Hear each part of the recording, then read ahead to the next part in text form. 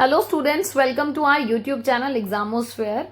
उम्मीद है आप सब बिल्कुल ठीक होंगे, अच्छे से प्रिपरेशन चल रही होगी। आज हम लोग बेसिकली आपका इंडियन गवर्नमेंट एंड पॉलिटिक्स है ना, इसको कंटिन्यू करेंगे। इसके अलावा एक दो ज़रूरी बातें जो हम सबको पता होनी चाहिए। जो भी चैनल पर न्यू विजिट कर रहे हैं वो स्टूडेंट्स ज़रूर से टेलीग्राम चैनल ज्वाइन कर लें। इसका लिंक आपको डिस्क्रिप्शन में मिल जाएगा, अदरवाइज आप मैनुअली भी लिखकर सर्च कर सकते हैं। ये हमारे चैनल का स्क्रीनशॉट है, so you can follow this. इसके अलावा एक दो जरूरी बातें, पब्लिक एडमिनिस्ट्रेशन इन इंडिया आपका कंप्लीट हो चुका है तो आप उसको भी देख सकते हैं, प्लेलिस्ट है डिस्क्रिप्शन में।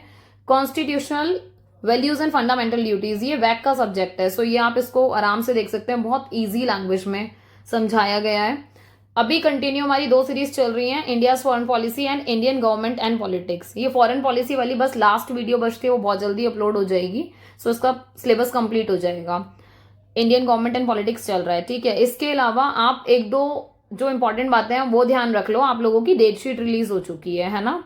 ऑल्दो थोड़े बहुत माइनर चेंजेस हो सकते हैं, देयर इज प्रोबेबिलिटी, ठीक है, बट एक बार वेबसाइट पर जाकर प्लीज चेक कर लें। जो रेगुलर के स्टूडेंट हैं वो भी, ठीक है, एसओएल वाले स्टूडेंट हैं वो भी, एनसी वेब वाले हैं वो भी। ये डीयू वाले स्टूडेंट के लिए अपडेट है, ठीक है। बाकी अदर यूनिवर्सिटी की अपडेट नहीं है अभी। इसके अलावा due regular, NC web, IGNOU, due SOL, ये सारे स्टूडेंट्स तो पढ़ते ही हैं चैनल से। इसके अलावा जो अदर यूनिवर्सिटी है, मतलब दिल्ली से बाहर की, आप लोग भी पढ़ सकते हो क्योंकि आपका सिलेबस काफी हद तक सिमिलर होता है, कुछ पॉइंट्स या कुछ टॉपिक्स ही अलग होते हैं, सो आप अकॉर्डिंगली चेक कर लेना। लाइक कर दिया करो वीडियो को जब भी देखते हो, सो दैट मेरा मोटिवेशन बना रहे। शेयर कर देना अपने सारे फ्रेंड्स को। अब एग्जाम शुरू होने वाले हैं तो अब ये वापस से वो टाइम स्टार्ट हो गया जिस टाइम स्टूडेंट्स एक्टिव मोड में आते हैं, राइट। जैसे आप लोग आ गए हो, ऐसे बहुत सारे स्टूडेंट्स होंगे जिनको जरूरत है, तो उनको हेल्प कर देना, सब्सक्राइब कर देना भाई। 5000 का टारगेट है, पहुंचा दो। मैं देखो तुम्हारे ऊपर ही हूँ, ठीक है, मैं इसलिए बार बार नहीं बोलती हूँ, तो प्लीज इस चीज का ध्यान रखो। स्पीड से इसको 5000 का टारगेट कंप्लीट कराओ, मस्त, ठीक है। बाकी आज हम इंडियन गवर्नमेंट एंड पॉलिटिक्स में यूनिट 3 जो आपकी चल रही है ना, उसकी लास्ट वीडियो है, होपफुली पार्ट 6 है। आई नो कि आप लोगों को ऐसा लग रहा होगा इतनी बड़ी यूनिट है ये, बट इसमें कंटेंट है सर, क्वेश्चंस पूछे जाते हैं, इसलिए मैंने कोशिश की कि मैं आपको क्वालिटी प्रोवाइड करा सकूं, इसलिए मैंने अपना बेस्ट कंटेंट आपको प्रोवाइड कराया है। सो घबराने की जरूरत नहीं है, मस्त एंजॉय करते हुए पढ़ो, ठीक है। आज हम जो जो टॉपिक कवर करने वाले हैं इसमें ज्यूरिसडिक्शन ऑफ सुप्रीम कोर्ट कि सुप्रीम कोर्ट में या सर्वोच्च जो आपका न्यायालय है उसके क्या क्या क्षेत्राधिकार हैं। इसके अलावा judicial activism and PIL, high court और उसका किस तरीके से बनता है हाई कोर्ट, या क्या क्या आपका देखोगे आप उसमें डिटेल में, ठीक है। इसके अलावा सबऑर्डिनेट कोर्ट्स, ठीक है, अधीनस्थ न्यायालय, तो ये सब हम डिटेल में करेंगे। ज्यूरिसडिक्शन ऑफ सुप्रीम कोर्ट, इसकी बात अगर हम करें तो देखो मेजरली ये आपको पता है कि वर्ल्ड में मोस्ट पावरफुल कोर्ट है, ठीक है। ये आपको पता है, ये सर्वोच्च है, सर्वोच्च समझ रहे हो ना, जो सबसे ऊपर है, इससे ऊपर कुछ भी नहीं है इंडिया में, ठीक है। इसके जो फंक्शन है और जो रिस्पॉन्सिबिलिटी है कि क्या क्या काम है, क्या क्या जिम्मेदारियां हैं, वो सब आपको कहाँ मिलेंगी, कॉन्स्टिट्यूशन में। कॉन्स्टिट्यूशन में सब कुछ रिटर्न है। इसके अलावा एक और बात है वो ये कि कॉन्स्टिट्यूशन में मतलब एक कहा जाता है ना कि आपके कॉन्स्टिट्यूशन ने जो ह्यूज एक्सटेंसिव ज्यूरिसडिक्शन दे रखी है ना, मतलब किसके पास विशाल व्यापक क्षेत्र अधिकार है, क्योंकि कोर्ट तो बहुत सारे हैं, हमने हायरार्की देखी है कोर्ट की कि आप देखोगे नीचे सबऑर्डिनेट कोर्ट है, इससे ऊपर जाओगे तो हाई कोर्ट है, इससे ऊपर जाओगे तो आपके कौन से हैं, सुप्रीम कोर्ट है। तो इसी को ही सबसे ज्यादा पावर दे रखी है, वास्ट पावर इन्हीं के पास है, ठीक है।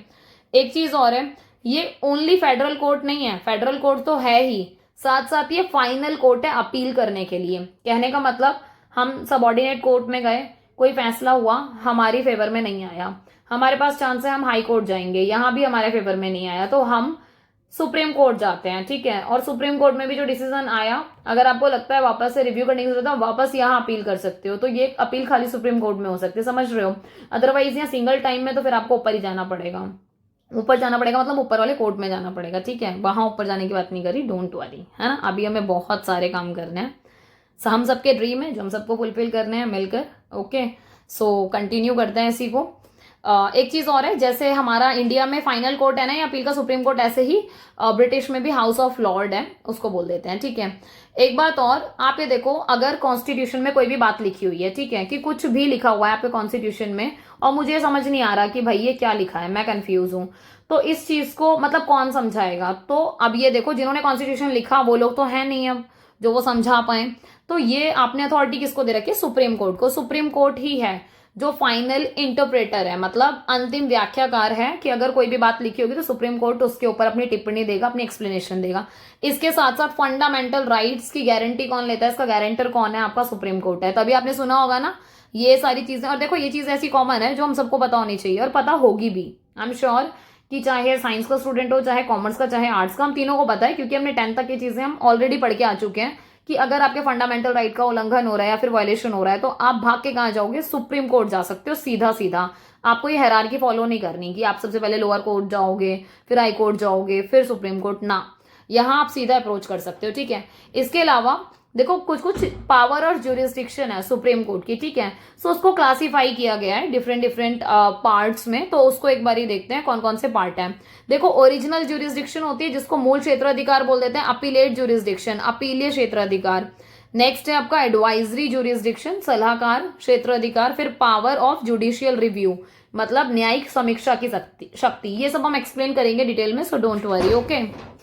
इसके अलावा नेक्स्ट है आपका अदर पावर, मतलब अन्य शक्तियां, जो कुछ कुछ अदर एक्स्ट्रा पावर होती है उसके बारे में। सो फटाफट आते हैं ओरिजिनल ज्यूरिस्डिक्शन पे, ठीक है। एक बात और है, देखो इसमें आर्टिकल्स दे रखे हैं, पर ऐसा ना कोई बर्डन नहीं है कि आपको आर्टिकल याद ही रखना है। अगर याद रख लोगे तो बहुत बढ़िया है, क्योंकि कॉम्पिटेटिव एग्जाम में ना लिटरली पूछा जाता है, उसमें आ जाता है आपका जो स्टेटमेंट वाले क्वेश्चन है, ठीक है। आजकल कंपटीशन बढ़ाने का या बढ़ रहा है जिस तरीके से, तो पेपर को टफ करने का तरीका यही है कि अगर आपकी बेसिक अंडरस्टैंडिंग होगी तो आप जीत जाओगे, अदरवाइज फिर हम मारे जाते हैं, क्योंकि बेसिक अंडरस्टैंडिंग नहीं होती है। इसीलिए वो क्या देते हैं, स्टेटमेंट्स देते हैं। तो आप थोड़ा सा ध्यान रखना इस पॉइंट ऑफ व्यू से भी। जो बच्चे मेरे यूपीएससी की प्रिपरेशन कर रहे हैं वो खास तौर से ध्यान रखेंगे, ठीक है। और जिसका आगे प्लान है नेट जेआरएफ की प्रिपरेशन करने का, मतलब हालांकि रास्ता बहुत लंबा है, अभी तो शुरुआती है, बट स्टिल सोच के तो चलना पड़ेगा ना, ठीक है। तो बेसिक नॉलेज भी पता होनी चाहिए। सो आर्टिकल 131 में अगर आप देखोगे, सो कॉन्स्टिट्यूशन ऑफ इंडिया ने क्या किया, ओरिजिनल ज्यूरिस्डिक्शन सुप्रीम कोर्ट को दे रखी है, ठीक है। अब इसका मतलब क्या होता है कि सुप्रीम कोर्ट मतलब ओरिजिनल ज्यूरिस्डिक्शन है, मतलब नहीं आ रहा समझ में, है ना, बुकिश लैंग्वेज है। अब देखो मैं इसको इजी लैंग्वेज में करके समझाती हूँ कि कुछ केसेस ऐसे होते हैं आपके जिसमें ना आप डायरेक्टली सुप्रीम कोर्ट जा सकते हो, आपको लोअर कोर्ट में जाने की जरूरत ही नहीं है। पर वो केस कौन कौन से होते हैं, ठीक है। आप ना जब ये नोट्स बना रहे हो तो साइड में ना लिखते भी चलना इसको, मतलब इन शॉर्ट में। अगर आप ये देखो सेंट्रल गवर्नमेंट, एक चीज और है, देखो हमें ना पावर का वो डिवीजन पता है कि हमारे यहाँ पर पावर का डिवीजन कैसे है, ये आप लोग जानते हो, है ना। सो मैं एक बार आपको भले ही लिख के भी बता देती हूँ। आपको पता है कि हमारे यहाँ पर सेंटर में पावर है, उसके बाद आपके यहाँ पर आपने स्टेट में बांट रखी है, ठीक है। फिर आपने थोड़ा विलेजेस को कर रखा है, और इसी को हम बोल देते हैं डिसेंट्रलाइजेशन, पावर का विकेंद्रीकरण, राइट। अब एक चीज का ध्यान रखो, मान लो कि इशू हो रहे हैं, मतलब कुछ कुछ लड़ाई झगड़ा या कुछ कुछ इशू है, तो मान लो सेंटर और स्टेट में अगर कोई इशू है, ठीक है, तो इन दोनों के बीच में है, तो आप सीधा कहां जा सकते हो, सुप्रीम कोर्ट, ठीक है। अब एक बात और, स्टेट और स्टेट में, मतलब एक ये स्टेट हो गया और एक और स्टेट हो गया, ठीक है। अगर इन दोनों के बीच में भी लड़ाई है तो भी आप कहां जाओगे, सीधा सीधा सुप्रीम कोर्ट, ठीक है। एक चीज और, सेंटर अकेला है और दो स्टेट मिलकर अगर किसी मुद्दे पे लड़ रहे हैं या फिर कोई कॉन्फ्लिक्ट है तो भी सुप्रीम कोर्ट में जाओगे, ठीक है। एक बात और, अगर दो स्टेट हैं आपस में, दो स्टेट करके लड़ रहे हैं, मतलब आप ये समझ लो क्रक्स जो है इसका, सेंटर और स्टेट के जो भी आपके मुद्दे होंगे वो सारे के सारे आप डायरेक्टली कहां जा सकते हो, सुप्रीम कोर्ट जा सकते हो। इसीलिए इसको ओरिजिनल ज्यूरिस्डिक्शन बोला है कि मतलब आपको नीचे हायरार्की फॉलो नहीं करनी कि पहले लोअर कोर्ट गए फिर हाई कोर्ट गए, ना, अब सीधा पहुंचोगे ऊपर, ठीक है। सो इस चीज का थोड़ा सा ध्यान रखना कि कौन कौन से क्राइटेरिया होते हैं, बनते हैं क्वेश्चंस इसमें से, ठीक है। इसके अलावा आप देखोगे कि जो भी फेडरल डिस्प्यूट्स है ना, जो भी संघीय विवाद हैं, तो सुप्रीम कोर्ट के पास सीधी सीधी ज्यूरिस्डिक्शन है कि वो इन मैटर्स को रिजॉल्व करेगा, ठीक है। और एक चीज और है कि कोई भी कोर्ट, मतलब इसके अलावा सुप्रीम कोर्ट के अलावा कोई और कोर्ट नहीं है जो फैसला करे इस तरीके का, ठीक है। तो ओनली सुप्रीम कोर्ट के पास है ये वाली पावर। इसके अलावा supreme court has also non exclusive jurisdiction known as a protector of fundamental right. कहने का मतलब है नॉन एक्सक्लूसिव, ओरिजिनल ज्यूरिस्डिक्शन इसलिए बोल रहे हैं कि ये सबसे स्पेशल है और ये किसी और को नहीं मिली हुई है, कि फंडामेंटल राइट का अगर उल्लंघन होता है ना तो आदमी सबसे पहले भागता है सुप्रीम कोर्ट में, क्योंकि उसको स्पेशल ये प्रिविलेज दिया हुआ है, ठीक है। आर्टिकल 32 आप लोगों को पता है हमारे फंडामेंटल राइट का मोस्ट इंपॉर्टेंट आर्टिकल है, जिसको आपके डॉक्टर BR अम्बेडकर ने हार्ट या soul, heart and soul of the constitution भी कहा है। क्यों कहा है, क्योंकि ये ऐसा आर्टिकल है जो आपको बचाता है, मतलब आपके सारे अधिकारों को दिलाता है, ठीक है। सो आर्टिकल 32 में बात की गई है Indian constitution gives citizen to the right to move, मतलब वही कि आप क्या कर सकते हो, अगर आपको लगता है कि आपके फंडामेंटल राइट का उल्लंघन हो रहा है, जो कि पार्ट 3 में दे रखे हैं, ठीक है। पूछे जाते हैं क्वेश्चन इस तरीके के ही कि पार्ट 3 में फंडामेंटल, मतलब ऐसे फंडामेंटल राइट कौन से पार्ट में दे रखा है, तो हमें पता होना चाहिए पार्ट 3 में दे रखा है। फंडामेंटल राइट के आर्टिकल कहाँ से कहाँ तक है, हमें ये चीजें भी पता होनी चाहिए, तो ध्यान रखना। मैं साथ साथ इसलिए बताती चलती हूँ कि हम ओनली ग्रेजुएशन बेस पर प्रिपरेशन नहीं कर रहे हैं, हम आगे कॉम्पिटेटिव का भी विजन लेके चल रहे हैं, राइट। तो मेरा काम है बीइंग टीचर कि मैं आप लोगों को, अपने स्टूडेंट्स को बताती चलूं कि किस किस टाइप के क्वेश्चंस बनते हैं, कि तुम अवेयर रहो, ठीक है। सो ये वाली चीज हुई। तो आप सीधा सीधा कहाँ जा सकते हो, सुप्रीम कोर्ट जा सकते हो। तो ये आर्टिकल 32 में दे रखा है, ठीक है। इसके अलावा आप सेकंड आपकी ज्यूरिसडिक्शन है अपीलेट ज्यूरिसडिक्शन, जिसको अपीलीय क्षेत्राधिकार कह सकते हैं, ठीक है। एक चीज और है, सुप्रीम कोर्ट अकेले ऐसा नहीं है जो फेडरल कोर्ट है जहां पर आप ये सारी चीजें करते हो। एक चीज और आप देखोगे कि मतलब ओनली ना यही सफल नहीं है, आप देखोगे ब्रिटिश का प्रीवी पर्स जो काउंसिल है वो भी हाईएस्ट कोर्ट ऑफ अपील है। कहने का मतलब, अगर कंफ्यूज हो रहे हो तो वापस सुनो। देखो हमारे यहाँ पर सुप्रीम कोर्ट है ना, जो आप देखोगे कि सक्सेसफुली अपना काम कर पा रहा है। इंडिपेंडेंस से पहले ना, आजादी से पहले ब्रिटिशर्स का प्रीवी काउंसिल था, ठीक है। हमने उसको भी क्या किया, वो हाईएस्ट कोर्ट होता था अपील करने का पहले, प्रीवी काउंसिल, ठीक है। हमने उसको भी रिप्लेस कर दिया। मतलब अब हमने ब्रिटिशर्स वाला फॉलो अप ना कर अपना सुप्रीम कोर्ट स्टैब्लिश किया हुआ है, और हम उसके बिहाफ पर अपनी चीजें करते हैं। एक आर्टिकल है आर्टिकल 132, जहां अपील की जाती है कि सुप्रीम कोर्ट क्या करेगा, from any judgment of a high court. वो अपील मतलब ये आपको अलाउ करते हैं कि जो भी हाई कोर्ट में निर्णय लिया गया, जो भी जजमेंट दी गई, अगर आपको उससे रिलेटेड सेटिस्फेक्शन नहीं है तो आप सीधा मूव कर सकते हो सुप्रीम कोर्ट में, ठीक है। इसके अलावा इसको भी आपने 4 उसमें बांटा हुआ है, ठीक है। सो 4 कौन कौन से हैं, एक तो अपील इन कॉन्स्टिट्यूशनल मैटर, ये आर्टिकल 132 में है कि कोई भी ऐसा मुद्दा जो कॉन्स्टिट्यूशन से रिलेटेड है, ठीक है। सो आप उसको क्या कर सकते हो, आप उसके रिगार्डिंग अपील कर सकते हो सुप्रीम कोर्ट में, ठीक है। और उसकी जो जजमेंट होगी वो हाई कोर्ट ने दी होगी डेफिनेटली, और आप उससे सेटिस्फाई नहीं हो तो इसलिए आप सुप्रीम कोर्ट आके अपील कर रहे हो। एक है सिविल मैटर में, तो सिविल मैटर वाला 133 में दे रखा है, जिसमें आप देखोगे कि सिविल मैटर में आप क्या कर सकते हो, सुप्रीम कोर्ट में अपील कर सकते हो। कैसे, जैसे आपने देखा कि कोई भी हाई कोर्ट में कोई केस चल रहा है या फिर जो भी आपकी बात चल रही है, बट अगर आपको लगता है कि वो क्वेश्चन ऐसा है, वो मुद्दा ऐसा है जिसके ऊपर आपको सुप्रीम कोर्ट की सहायता चाहिए, तो आप सीधा सीधा सुप्रीम कोर्ट जा सकते हो, ठीक है। अपील इन क्रिमिनल मैटर, ये आर्टिकल 134 में है, जिसमें आपका वही वाली बात है कि कोई मैटर चल रहा है आपका हाई कोर्ट में, ठीक है, बट आपको फिर भी लगता है कि हाँ मुझे सेटिस्फेक्शन नहीं हुआ, मतलब जो भी अपील आई, जो भी आपने मतलब वर्डिक्ट आया, मतलब फैसला आया, तो आप कहाँ जाओगे, फिर ऊपर जाओगे। पर ये किस किस कंडीशन में जाएगा क्रिमिनल ऊपर, मतलब सुप्रीम कोर्ट के पास, तो तब जब उसको लगे कि मतलब एक होता है ना नॉर्मल, की मान लो किसी ने बहुत बड़ा क्राइम किया है, ठीक है। सो उसको सेंटेंस डेथ मिल गई है ना, सेंटेंस्ड हिम टू डेथ, मतलब उसको फांसी की सजा मिल गई है। तो जो आपका कोर्ट है उसने आदेश दे दिया कि हाँ भैया ये बंदा तो मतलब एक्यूज्ड है, कि हाँ भाई ये आरोपी है, और इसको मतलब क्या होगा, फांसी की सजा सुनाई जाएगी, ठीक है। तो अब ऐसे में क्या होगा ना कि ये पर्सन अपनी बात रखने के लिए अपील कर सकता है, कहाँ, सुप्रीम कोर्ट में, ठीक है। सो ये देखा जाए तो बेसिकली ये मुद्दे ऐसे जिनको आप देखोगे कि क्रिमिनल से रिलेटेड ही हैं ऑलमोस्ट, ठीक है, मतलब इस वाले सी वाले पार्ट में, ठीक है। सो इसमें यही है कि अगर लगता है कि कोई भी सबऑर्डिनेट कोर्ट है ना, उससे कोई भी मामला मतलब अपने सामने ले लिया, मतलब कोर्ट ने, ठीक है। सो और जो पर्सन है वो अक्यूज्ड है, उसको मतलब डेथ का सेंटेंस सुना दिया, तो इन सारी चीजों में। इसके अलावा एक बात और है, जो सुप्रीम कोर्ट है वो उपयुक्त है अपील करने के लिए, दैट मीन्स कि वो फिट है कि अगर आपको कोई भी बात लगती है तो फाइनल अथॉरिटी नहीं की बनती है, तो आप वहीं जाओगे उनके पास ही, ताकि आपके पास क्या हो, मतलब फैसला दिया जा सके, ठीक है। इसके अलावा मान लो हाई कोर्ट गए थे, आप सब ऑर्डिनेट ट्रिब्यूनल कोर्ट्स गए थे, बट आपको लगता है कि हाँ भाई आपके खिलाफ मतलब फैसला दिया है, या फिर आपको लगता है कि आपके फेवर में नहीं दिया, तो भी तो आप कहाँ जाओगे, सुप्रीम कोर्ट जाओगे। सो क्रिमिनल को चांस दिए जाते हैं ताकि वो अपनी बात को प्रूव कर सके, या फिर उसको जो मतलब एक होता है ना मौत की सजा से ज्यादा अच्छा है ना कि भाई आपको क्या मिल जाए, पूरे टाइम के लिए, फुल टाइम कहते हैं ना कि आप जेल में ही पड़े रहो, वो वाला सिस्टम हो जाए। बट डिपेंड भी करता है कि किस किस टाइप के केसेस हैं, या फिर बंदे ने कितना हीनियस क्राइम किया। अगर बहुत हीनियस क्राइम किया है तो डेफिनेटली उसको मतलब जो डेथ वाला जो है उसका कि फांसी की सजा सुनाई गई है, उसको वो कंटिन्यू भी रख सकते हैं सुप्रीम कोर्ट, सो वो उनके ऊपर है, पर आपने एज ए ह्यूमन उनको अपील करने का अधिकार दिया है, ठीक है। Appeal by special leave, special leave के थ्रू भी आप अपील कर सकते हो, है ना, विशेष अनुमति के द्वारा। बेसिकली आर्टिकल 136 में है, ये भी स्पेशल जुरिस्डिक्शन देता है सुप्रीम कोर्ट को, और इसमें कुछ कुछ 4 एस्पेक्ट्स हैं या कुछ प्रोविजन है, 4 पहलू हैं जिसको आप ध्यान में रखते हो। क्या कि it is the discretionary power of supreme court, and hence can't be claimed as a matter of right. ठीक है, वो ये कह रहे हैं कि ये सर्वोच्च न्यायालय के विवेकाधीन शक्ति है, मतलब ये उन्हीं की स्पेशल पावर है और इसको आप राइट्स के रूप में दावा नहीं कर सकते। ठीक है, दूसरी बात क्या है कि आप इसको ग्रांट नहीं कर सकते, मतलब किसी भी जजमेंट को कि हाँ भाई जैसे सुप्रीम कोर्ट ने कोई बात बोली तो आप उसको फाइनल नहीं कह सकते कि हाँ ये फाइनल है, अब इसके ऊपर कभी कोई बात ही नहीं होगी, नहीं। मतलब जो फैसले दिए भी जाते हैं ना कोर्ट के द्वारा, उनको वापस भी रिव्यू किया जा सकता है, या फिर टाइम के हिसाब से सिचुएशन बदलती है, चीजें बदलती हैं, तो उन फैसलों को पलटा भी जा सकता है। ठीक है, सिचुएशन के अकॉर्डिंग।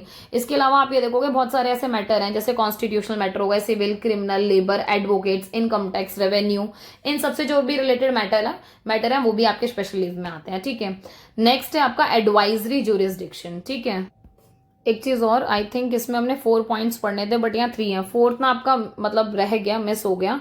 सो आप चाहें तो 4th पॉइंट ना यहाँ लिख सकते हैं। ठीक है, मैं 4th पॉइंट आपका यहाँ बता देती हूँ इन शॉर्ट में कि क्या है इसमें, कि देखो जो एक 4th नंबर पे जो आप अपील कर सकते हो ना, ऐसा कुछ नहीं है कि आप सिर्फ और सिर्फ जो आपका ट्रिब्यूनल कोर्ट है, मतलब ठीक है आप चाहो तो इसको लिख लो, है ना, इट कैन बी ग्रांटेड, वैसे समझ में आ जाएगी राइटिंग, इन केस नहीं आती है तो मैं बोल भी रही हूँ, है ना। It can be granted against any court, मतलब कहने का मतलब है कि वो ये कह रहे हैं किसी भी कोर्ट के अगेंस्ट हो सकता है। ठीक है, जैसे आपका ट्रिब्यूनल जो कोर्ट हो गया, ठीक है, उसके अगेंस्ट भी आप कर सकते हो। ठीक है, नॉट नेसेसरी, मतलब वो कह रहे हैं बट नॉट नेसेसरी, है ना, मतलब जरूरी नहीं है कि आप इसको हाई कोर्ट के अगेंस्ट ही करो। ठीक है, सो इस चीज का ध्यान रखना, अगेंस्ट। ठीक है, सॉरी इसके लिए कि पॉइंट मिस हो गया था बट मुझे एकदम से रिकॉल हुआ कि 4th पॉइंट रह गया हमारा। ठीक है, so it can be granted against any court और tribunal court but not necessary against high court. कहने का मतलब है ऐसा नहीं है कि खाली हाई कोर्ट के अगेंस्ट ही आप अपील करोगे सुप्रीम कोर्ट में आके, नहीं। अगर आपको लगता है ट्रिब्यूनल कोर्ट में भी कोई सही डिसीजन नहीं लिया गया, सो आप आ सकते हो आराम से और यहाँ अपील कर सकते हो। ठीक है, अब नेक्स्ट है एडवाइजरी ज्यूरिसडिक्शन। देखो इसका आर्टिकल है 143।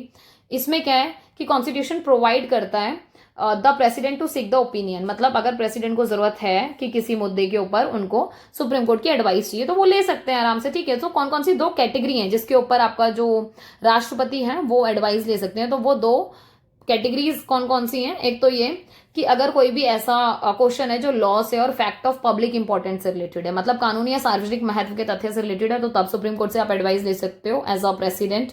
और दूसरा क्या है, अगर कोई ऐसी कंडीशन है, मतलब वो कह रहे हैं प्री कॉन्स्टिट्यूशन ट्रीटी कोवेनांट, ठीक है, इसके अलावा एग्रीमेंट, इंगेजमेंट, मतलब कोई ऐसा विवाद है, कोई ऐसा डिस्प्यूट है जो इन सबसे रिलेटेड है, तो आप उसके ऊपर भी एडवाइस ले सकते हो। ठीक है, पावर ऑफ जुडिशियल रिव्यू। अब देखो जुडिशियल रिव्यू क्या है, न्यायिक समीक्षा की शक्ति, और ये बड़ा इंपॉर्टेंट है तो इस चीज का थोड़ा सा ध्यान रखना।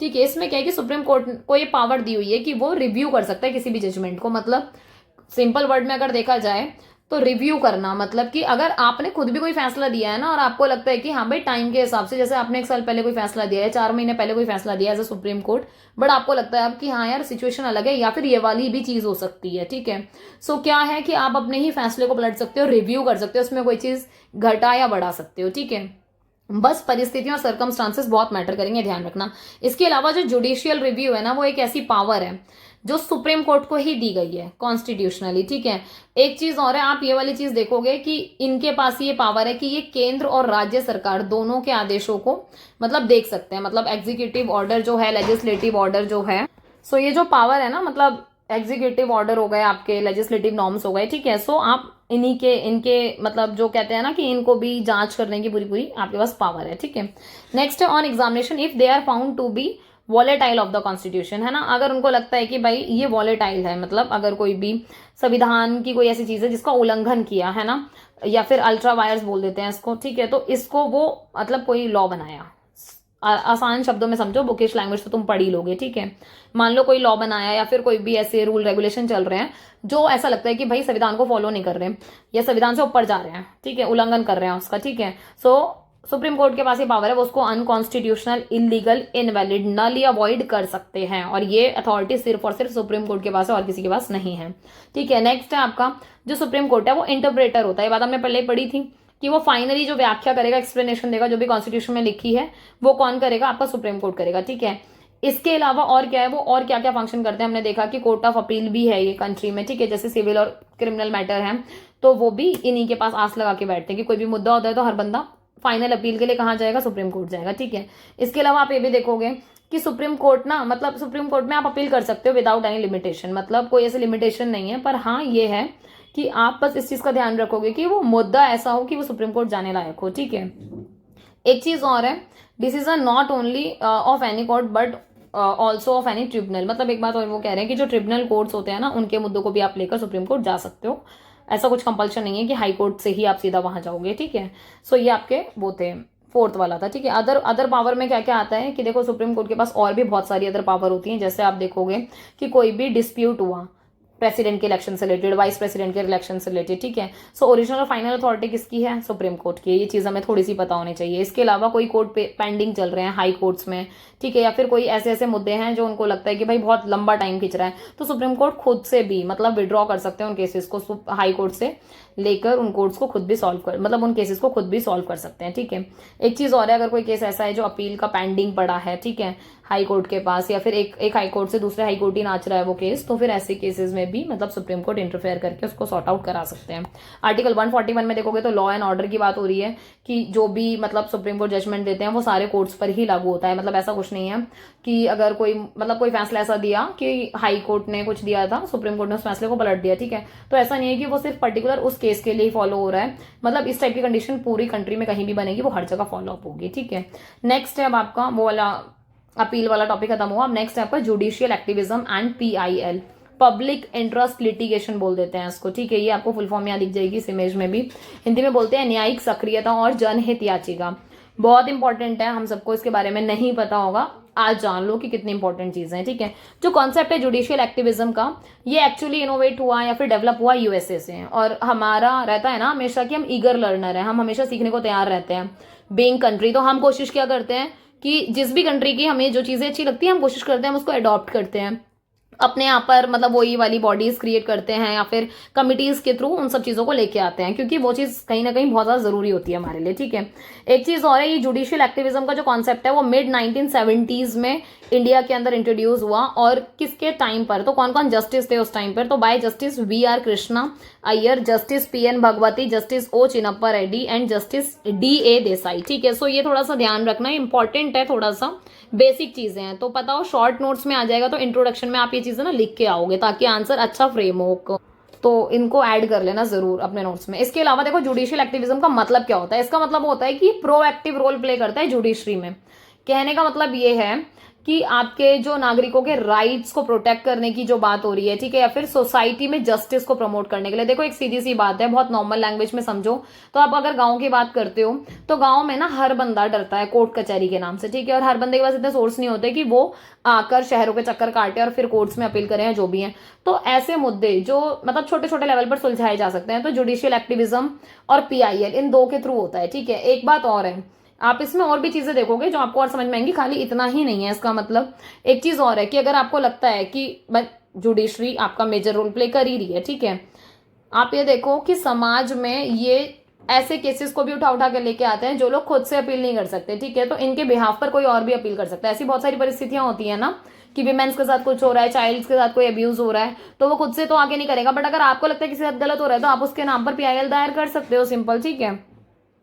अदर वर्ड्स में अगर देखोगे, it implies the assertive role played by the judiciary to force other two organs of the government legislature and executive to discharge their constitutional duties. मतलब कि न्यायपालिका द्वारा जो आपका कोर्ट है या फिर जो आपकी जुडिशरी है उसके द्वारा अगर आप देखोगे तो आपके दो और पार्ट बच गए, कौन कौन से, लेजिस्लेटिव और एग्जीक्यूटिव, ठीक है। उनको ये है कि अपना अगर कोई भी काम करना है तो कहते हैं ना कि आपको मजबूरी है कि आपको जो भी कोई काम मिला है सो वो आपको किसी भी हाल में फुलफिल करना ही पड़ेगा। सो वो सारी आपको मतलब असर्टिव रोल आपको प्ले करने पड़ते हैं। चीफ इंस्ट्रूमेंट अगर आप देखोगे तो आपका जो है जुडिशियल एक्टिविज्म है, जो इंडिया में फ्लरिश हो रहा है, ठीक है। मतलब बहुत लोगों को इसके बारे में नहीं पता था, पर आज के टाइम पे काफी लोग अवेयर हो गए, ठीक है। इसके अलावा पब्लिक इंटरेस्ट लिटिगेशन है या फिर सोशल एक्शन लिटिगेशन भी कह देते हैं, ठीक है। ये बहुत मेजर रोल प्ले करते हैं लोगों को राइट्स दिलाने में, लोगों को न्याय दिलाने में, ठीक है। इसके अलावा कोई भी मैटर है, नॉर्मल मैटर लॉ का है, इंडिविजुअल का है, तो वो सीधा सीधा अप्रोच कर सकते हैं कोर्ट को, ठीक है, इफ शी और हैज बिन पर्सनली एग्रीव्ड। कहने का मतलब ये है कि अगर आप पर्सनली पीड़ित हो तो आप यहाँ जाकर आराम से अपनी केस को फाइल करा सकते हो, ठीक है। ऐसा भी कहा जाता है कि मतलब कोई भी इंसान हो या इंडिविजुअल या कोई पर्सन जिसके राइट्स का उल्लंघन हुआ, ठीक है, किसी भी अथॉरिटी ने किया या फिर किसी पर्सन ने किया, ठीक है, और वो किसी भी मैटर में मतलब डिस्प्यूट हो गया, तो आप ऐसे केसेस को कहाँ जाओगे, सीधा सीधा कोर्ट जा सकते हो आराम से, न्यायालय जाने की आपके पास पूरी अथॉरिटी है। 1979 में क्या हुआ, मतलब तब से 1979 से अगर आप देखोगे तो सुप्रीम कोर्ट ने क्या किया, एक ट्रेंड को शेयर किया, क्या कि उन्होंने जब ये बात डिसाइड की to hear a case where the case was filed not by aggrieved person but by other on their behalf. कहने का मतलब क्या हुआ कि वो ये कह रहे हैं कि सुप्रीम कोर्ट ने एक ऐसा फैसला सुनाया, उन्होंने कहा कि जहां जो भी पीड़ित व्यक्ति है ना, मतलब उसके द्वारा नहीं बल्कि उनके बिहाफ पर किसी और के द्वारा भी, मान लो कि अगर कोई पर्सन है, जैसे मान लो ये लेडी है, ठीक है, इसके साथ कुछ भी गलत हो रहा है, पर ये इस परिस्थिति में नहीं है, इस कंडीशन में नहीं है, या फिर इतनी पढ़ी लिखी नहीं है, इसको नहीं समझ में आ रहा है कैसे कोर्ट जाए, या फिर मेंटली इतनी डिप्रेस हो गई है, नहीं कर पा रही कोई भी अपने लिए एक्शन, ठीक है। सो इसके बिहाफ पर कोई और भी जाकर क्या कर सकता है, केस फाइल कर सकता है, फिर कंप्लेन कर सकता है, ठीक है। सो ये कब से हुआ है फैसला, सुप्रीम कोर्ट ने दिया 1979 से। तो इंपॉर्टेंट बात है, थोड़ा सा इसका ध्यान रखें, क्योंकि यही इंपॉर्टेंट चीजें हैं जुडिशियल एक्टिविज्म में, कि जुडिशरी आपकी एक्टिव है, नाम से ही समझ जाना चाहिए जुडिशरी एक्टिव है, कि कोई भी जो गवर्नमेंट का ऑर्गन है वो अपना काम कर रहा है नहीं कर रहा, कोर्ट्स प्रॉपरली वर्क कर रहे हैं नहीं कर रहे, टाइम पे चीजें हो रही है नहीं हो रही, तो जुडिशरी एक्टिव है इन सारी चीजों में। और पीआईएल में आप देख रहे हो पब्लिक इंटरेस्ट लिटिगेशन, पब्लिक की भलाई के लिए, समाज की भलाई के लिए, अगर आपको लगता है किसी की भलाई करनी है, किसी इंडिविजुअल की भलाई करनी है, अगर ये लेडी खुद से कैपेबल नहीं है तो आप इसको न्याय दिलाने में मदद कर सकते हो, इसके बिहाफ पर कंप्लेन करो, सिंपल, ठीक है। इन केसेस में क्या होता है वो ये कह रहे हैं, इसमें कौन कौन से केसेस इन्वॉल्व होते हैं, कोई ऐसा इशू जो पब्लिक इंटरेस्ट से रिलेटेड है, ठीक है, एंड सच अदर केसेस भी इसके अंदर आते हैं जो कि पब्लिक इंटरेस्ट लिटिगेशन के तहत आप उनको फाइल कर सकते हो, ठीक है। जुडिशियल एक्टिविज्म का मतलब वही हो गया कि यहाँ पर क्या है, बहुत सारे मतलब ओपन द गेट, मतलब जुडिशियल एक्टिविज्म में गेट ओपन कर दिए नंबर ऑफ केसेस के लिए, कि जहां पर पब्लिक को लगता है, सिटीजन को लगता है कि वो वॉलंटियरली भी, मतलब अपनी मर्जी से भी किसी भी ऑर्गेनाइजेशन का अगर पार्ट है, उनको ऐसा लगता है कि जुडिशरी इंटरवेंशन कर सकती है, जुडिशरी की वजह से किसी को कोई राइट मिल जाएगा, तो जुडिशरी हस्तक्षेप कर सकती है ऐसे में, ठीक है। नेक्स्ट है betterment of life condition of the poor. अच्छा, ये सब हुआ क्यों, किसके लिए हुआ, क्योंकि नॉर्मली हाईकोर्ट सुप्रीम कोर्ट भी तो मतलब है ना अवेलेबल, फिर क्या जरूरत है, तो यही जरूरत है, क्योंकि बहुत सारे लोग आज भी गाँव में देखोगे आप, ऐसे ऐसे लोग हैं, या फिर शहरों में कुछ लोग ऐसे जो हिम्मत नहीं कर पाते, तो उन लोगों को न्याय मिल सके, लोग अपनी अच्छी लाइफ जी सके, उनकी लाइफ कंडीशन बेहतर हो जाए, पुअर की, एनवायरमेंट को प्रोटेक्ट कर पाए लोग, ठीक है। तो पब्लिक के इंटरेस्ट के लिए ही ये वाली चीज की गई है। पब्लिक इंटरेस्ट लिटिगेशन, पीआईएल जिसको हम बोल रहे हैं, बहुत इंपॉर्टेंट इंस्ट्रूमेंट है जुडिशियल एक्टिविज्म का। जुडिशियल एक्टिविज्म कभी पूरा नहीं हो पाएगा पीआईएल के बिना, क्योंकि भाई लोग पब्लिक इंटरेस्ट के लिए तभी तो वर्क करेंगे ना जब जुडिशरी एक्टिव होगी, ठीक है। पीआईएल के थ्रू क्या होता है, कोर्ट एक्सपेंड करता है अपने आइडियाज को, जैसे राइट ऑफ सिटीजन हो गया, जैसे आप नॉर्मल देखो, नॉर्मल राइट्स की बात होती है, ठीक है, बट पीआईएल के थ्रू ही लोग क्या करते हैं, मतलब लोग फाइल करते हैं सबके आधार पर, क्योंकि समाज को ध्यान में रखकर ये मतलब काम हो रहे हैं ना, पब्लिक इंटरेस्ट को लेकर। तो क्लीन एयर है, अब क्लीन एयर के लिए मैं अपने लिए पर्सनली तो बात नहीं करूंगी ना कि नहीं जी मुझे तो साफ हवा में ही सांस लेनी है, भाई नहीं, ऐसा नहीं होता, सबके लिए बात कर रहे हो ना तुम, ये तो एक कॉमन मुद्दा हो गया। अनपॉल्यूटेड वाटर की बात हो गई, ठीक है, डिसेंट लिविंग की बात हो गई, तो ये ऐसे राइट्स हैं जो एंटायर सोसाइटी के लिए हैं। सो यहाँ पीआईएल बहुत ज्यादा जरूरी हो जाता है, ठीक है। इसके अलावा पीआईएल के थ्रू, जुडिशियल एक्टिविज्म के थ्रू अगर आप देखोगे तो इनका जो टाइम पीरियड रहा, जैसे पोस्ट 1980 पीरियड में आपने देखा judiciary has also shown readiness to take into consideration the rights of those section who can not easily approach the court. ये वही वाली बात आ गई कि वो लोग जो कोर्ट को डायरेक्टली अप्रोच नहीं कर सकते, चाहे उनकी फाइनेंशियल कंडीशन बढ़िया ना हो, या फिर उनको ऐसा लगता है कि हमारे बस की नहीं है कि हम जॉब छोड़ छोड़कर रोज रोज धक्के खाएं, या फिर दूरी तय ना कर पाते हो, या फिर बहुत सारी वेमेन जिनको मतलब समझ ही नहीं है, पता ही नहीं है, मतलब इलिटरेसी की वजह से कि कैसे कैसे क्या करना है। तो इस वजह से भाई इंसान तो वो भी है, हक तो उनको भी मिलना चाहिए, मतलब न्याय तो उनको भी मिलना चाहिए। तो ऐसे में फिर ये जुडिशियल एक्टिविज्म और जो पीआईएल है ना भाई साहब, बहुत मेजर रोल प्ले करता है उन लोगों के लिए, ठीक है। नेक्स्ट आप देखोगे कि इसका जो इम्पैक्ट है वो बहुत सारा है, डिफरेंट डिफरेंट है पॉलिटिकल सिस्टम में, ठीक है। ये भी बात सही है कि इसको डेमोक्रेटाइज किया गया है जुडिशियल सिस्टम को by giving not just to individual but also group access to the court. कहने का मतलब है कि ऐसा नहीं कि खाली इंडिविजुअल के लिए यहाँ पे लड़ाई लड़ रहे हो, नहीं, अगर कोई ग्रुप में कोई चीज है, ग्रुप में या किसी पर्टिकुलर 4 लोगों को मिलकर कोई चीज सफर करनी पड़ रही है, तो आप हर केस में, चाहे इंडिविजुअल हो चाहे ग्रुप हो, हर किसी को एक्सेस है, ठीक है। एक बात और है, यहाँ पर फोर्स किया जाता है एग्जीक्यूटिव अकाउंटेबिलिटी एज वेल। कहने का मतलब ये कि जो भी आप काम कर रहे हो ना, आपको उसकी अकाउंटेबिलिटी देनी पड़ेगी, मतलब आपकी जवाबदारी बनती है। Judicial activism has also made an attempt to make the electoral system. जो जुडिशियल एक्टिविज्म है ना, उनको बोला जाता है कि भाई वहां पर इलेक्टोरल सिस्टम के थ्रू भी काम किया जाता है, ठीक है, फ्री एंड फेयर पूरा काम किया जाता है, कोर्ट के ऊपर कोई भी किसी तरीके का दबाव नहीं बना सकता, ठीक है।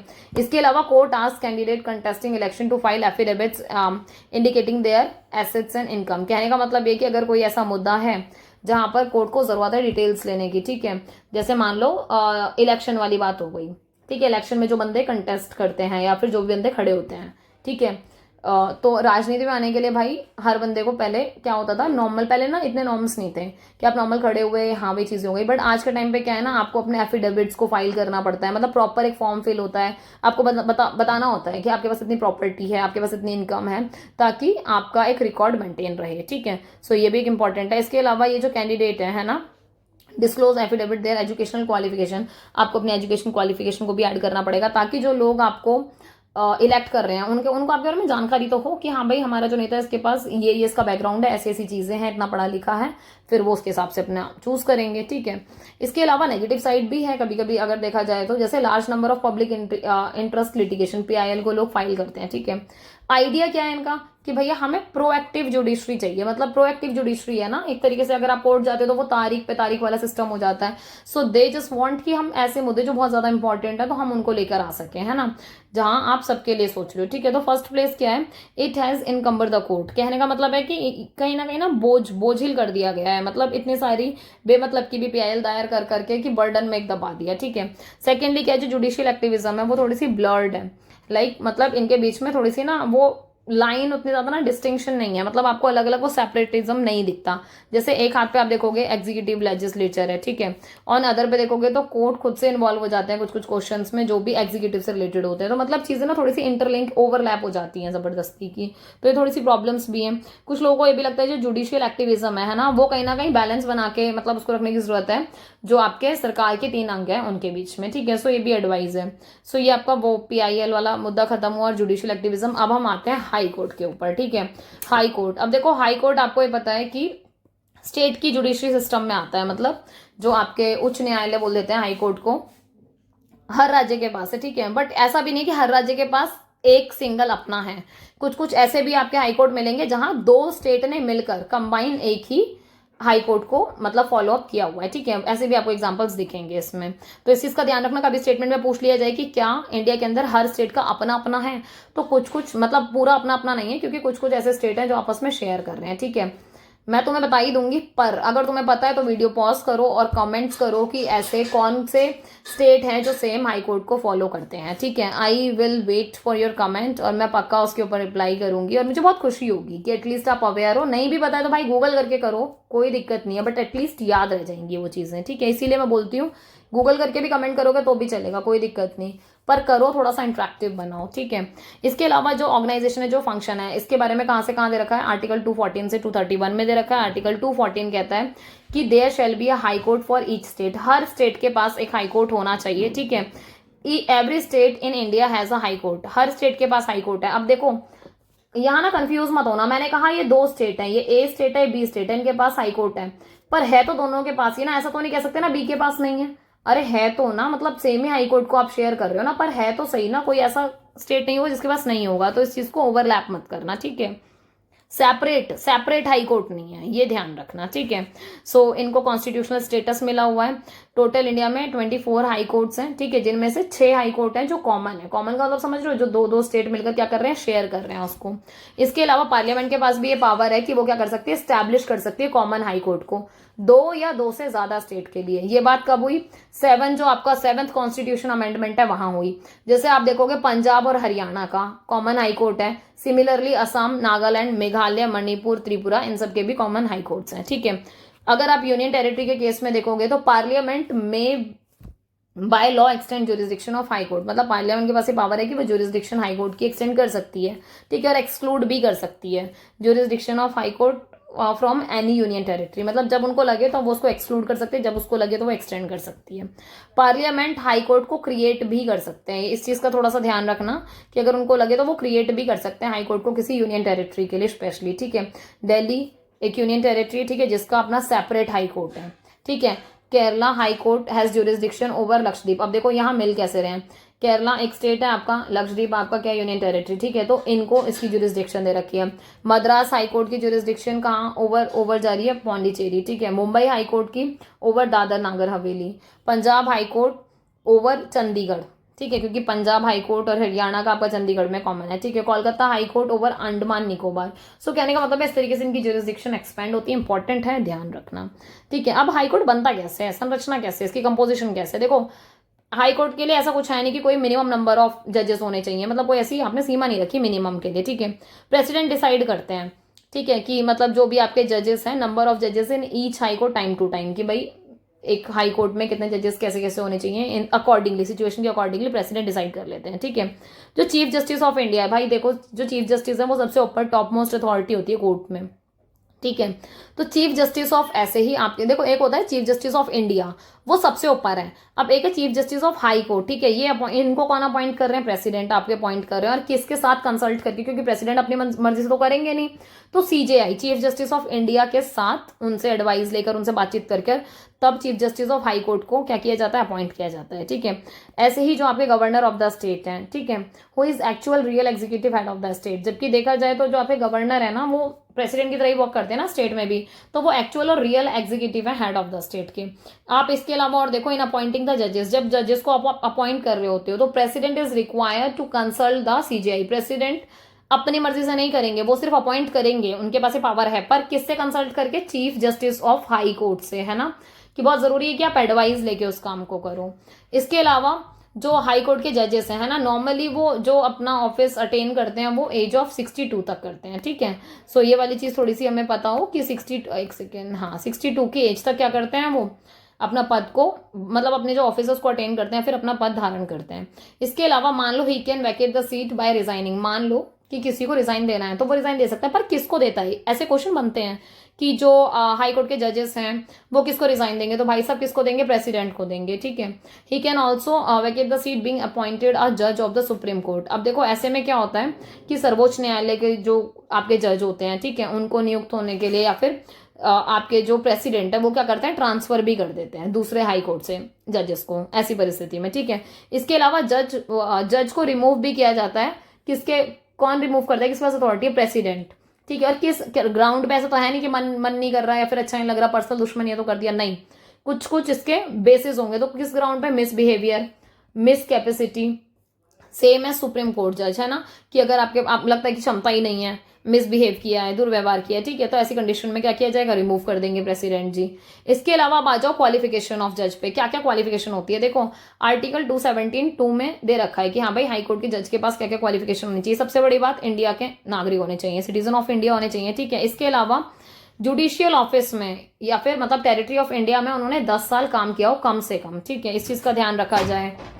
इसके अलावा आप ये देखो एक और ऑप्शन भी है कि वो as a advocate high court में काम कर चुके हो कम से कम 10 साल के लिए, ठीक है। रिमूवल कैसे होता है जज का, अब ये भी देख लो भाई, इम्पीचमेंट के प्रोसेस के थ्रू होता है, ठीक है। और ये किसके ऑर्डर पे होता है, प्रेसिडेंट के ऑर्डर पे। आप एक चीज देखोगे 2 ग्राउंड पे होता है, जैसे हमने अभी देखा था मिसबिहेवियर और इनकैपेसिटी, की भाई अगर आपको लगता है कि उनमें क्षमता ही नहीं है या फिर उन्होंने दुर्व्यवहार किया है, ठीक है।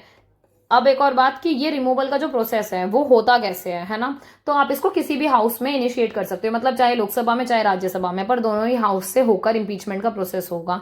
इम्पीचमेंट का प्रोसेस हम पहले ही पढ़ चुके हैं इससे पहले वाली वीडियो में, उम्मीद है आपको क्लियर हो गया होगा, ठीक है। जो डायरेक्ट इस वीडियो को देख रहे हैं हो सकता है उनको समझना है, तो पहले पुरानी वीडियो देखना, सीरीज में ही चलो, अच्छी समझ डेवलप होगी, ठीक है। प्रोसेस क्या है, लोकसभा में कैसे बिगिन होता है, अगर मान लो वो लोकसभा में बिगिन हो रहा है, मतलब इम्पीचमेंट का आपने इनिशिएट ले लिया लोकसभा से, ठीक है। सो लोकसभा में क्या होगा, रिमूवल का जो मोशन है ना हाई कोर्ट जज के लिए, उसको कौन साइन, मतलब उसको जो लोकसभा के 100 मेंबर, मतलब 100 बंदे जो आपके लोकसभा के मेंबर ऑफ पार्लियामेंट वो साइन करेंगे, तब जाके वो आगे बढ़ेगा, ठीक है। इसके बाद क्या होगा, इसको साइन करेंगे आपके लोकसभा के स्पीकर।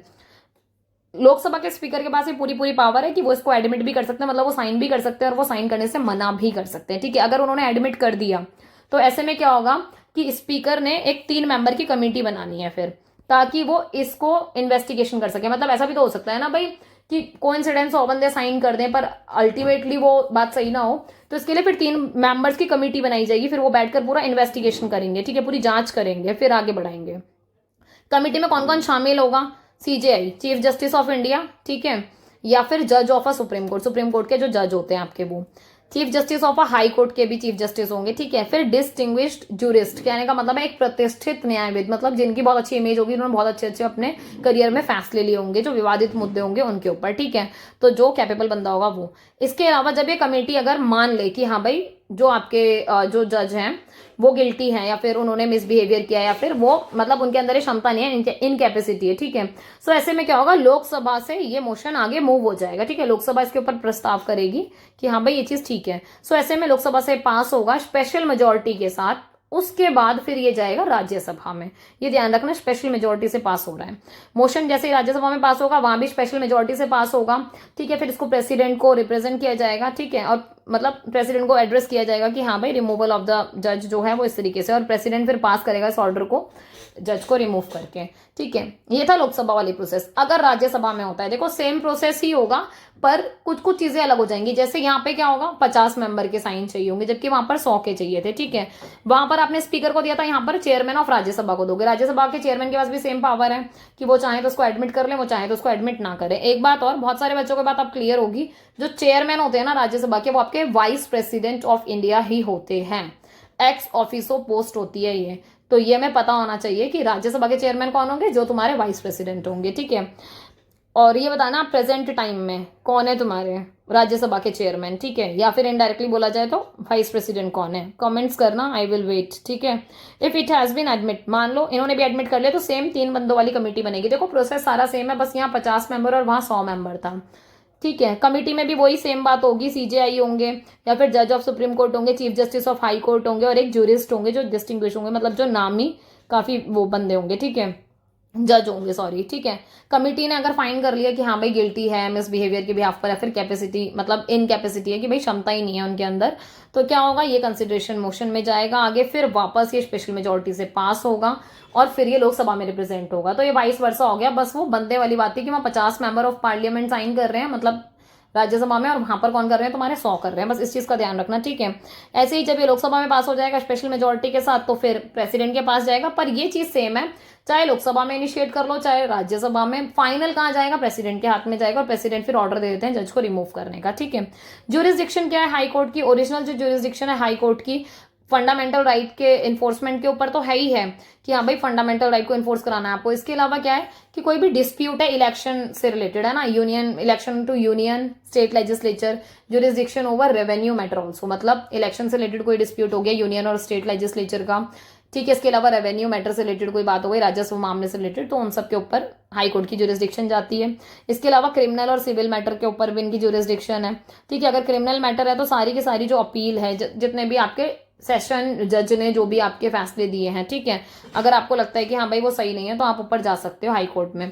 एक बात और है, एडिशनल जो सेशन जज है, जहां पर उन्होंने सेंटेंस दे दिया ऑफ इम्प्रिजनमेंट एक्सीड 7 ईयर, मतलब वो ये कह रहे हैं कि मान लो आपको कारावास की सजा सुना दी गई 7 साल से ज्यादा की, ठीक है, तो आप ऐसे में क्या कर सकते हो, अगर आपको लगता है कि कोई अदर स्पेसिफाइड केसेस हैं, या फिर other PT crime constitute the appellate jurisdiction of the high court, मतलब ऐसे कुछ कुछ ऐसे मामले हैं जिनके लिए आप स्पेशली हाई कोर्ट जा सकते हो, ठीक है। सिविल मैटर में अगर आप देखोगे तो कानून के हिसाब से, मतलब जो भी आपका कहा जाता है ना, हाई कोर्ट इज इधर अ फर्स्ट अपील और अ सेकंड अपील कोर्ट।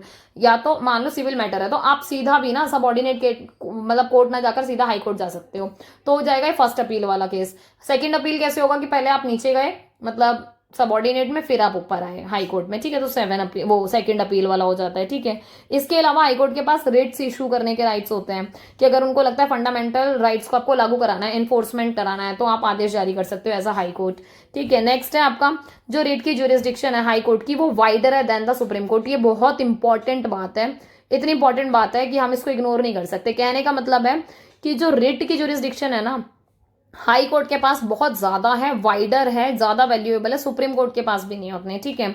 इसको आप मतलब वो कहते हैं it can not only issue Ritz, वो ओनली इशू नहीं करेंगे रिट्स को, इशू तो करेंगे ही करेंगे, साथ में और क्या करेंगे, in case of infringement of fundamental right but also in case of ordinary legal right as well.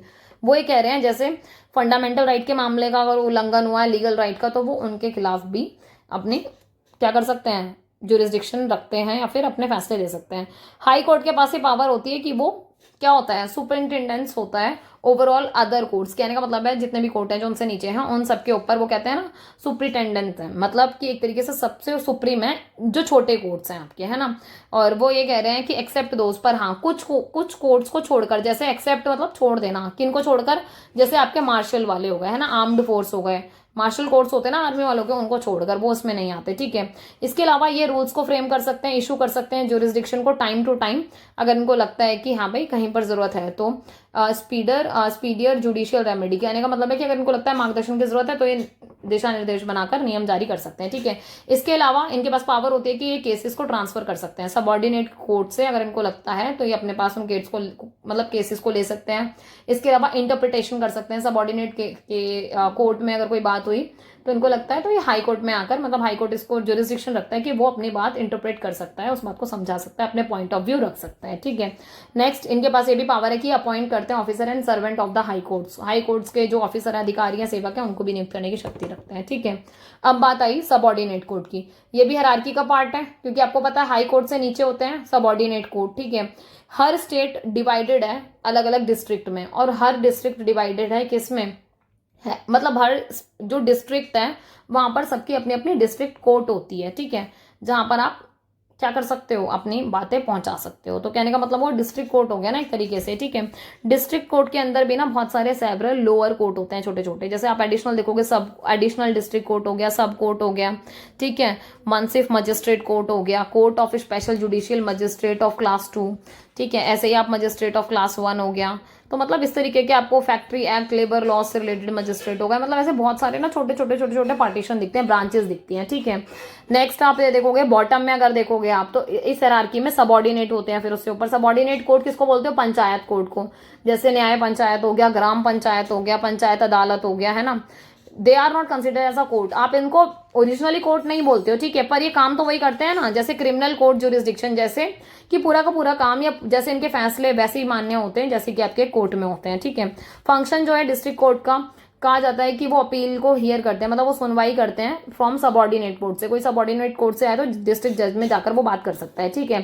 Court can take cognizance of original matters under special status, ठीक है, मतलब वो ये कह रहे हैं कि कोर्ट के पास भी कुछ कुछ ओरिजिनल मैटर के लिए क्या होती है, मतलब एक होती है ना पावर होती है, वो संज्ञान ले सकती है इस चीज के ऊपर, तो स्पेशल स्टेटस है। एग्जांपल दे रखा है जैसे इंडियन सक्सेशन एक्ट हो गया, उत्तराधिकारी का अधिनियम हो गया, ठीक है, गार्जियन एक्ट हो गया, अभिभावक से रिलेटेड, ठीक है, वार्ड से रिलेटेड हो गया, लैंड एक्विजिशन से रिलेटेड हो गया, सो ऐसे वाली पावर इनके पास भी है, ठीक है। इसके अलावा ये अपॉइंटमेंट करते हैं डिस्ट्रिक्ट कोर्ट की, और इसको मतलब ये अपॉइंटमेंट करते हैं, मतलब इनकी अपॉइंटमेंट किसके द्वारा की जाती है, तो गवर्नर के द्वारा की जाती है, और किससे कंसल्ट करते हैं, वो हाई कोर्ट से कंसल्ट करके ही करते हैं।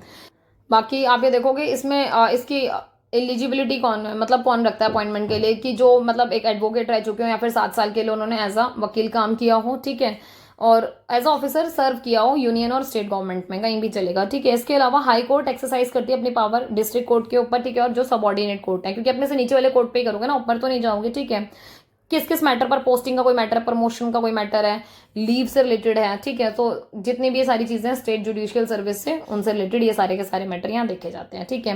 कंक्लूजन में आप देखोगे हमने जुडिशरी के बारे में पढ़ा कि किस तरीके से हमारी डेमोक्रेटिक कंट्री में जुडिशरी काम करती है, टाइम टाइम पर जो डिस्प्यूट्स होते हैं लेजिस्लेचर एग्जीक्यूटिव, है ना, इनसे रिलेटेड जो भी रेपुटेशन है, आप ये देखोगे किस तरीके से जुडिशरी बहुत मेजर रोल प्ले करती है। ये भी हमें पता है कि बहुत सारी एक्सपेक्टेशंस होती हैं जुडिशरी से, जुडिशरी बहुत इंपॉर्टेंट पावरफुल ऑर्गन है, जो कि बिल्कुल एक कहते हैं ना कि हर कोई उससे मतलब होप रखता है कि हाँ हमें यहीं से न्याय मिलेगा।